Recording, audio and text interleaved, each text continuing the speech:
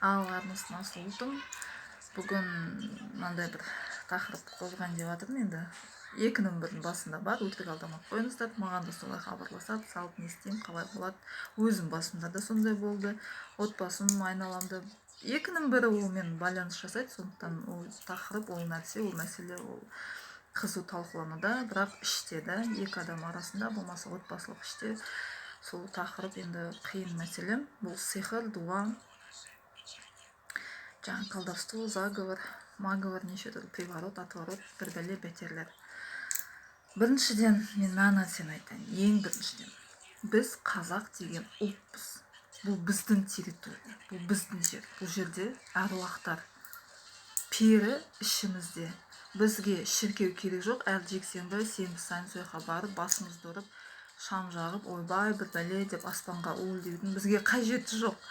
Бізге ислам религиясындағы жамилерге барып, 5 уақыт көтіміз жуып, соған басымыз тоңқайтып, 5-ші нүктемен аспан қаратып, ай божестволарына деудің де қажет жоқ. Біздің ішімізде періште, пері ішімізде, қанымызда, біздің бүкіл туа бойымызда әруақтар.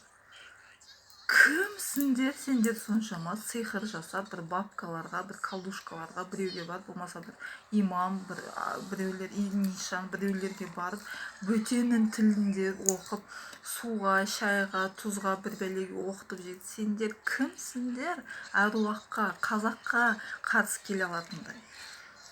Қандарыңды сатпаңдар, қандарыңды бұзбаңдар, жаным, асыл ұлтым.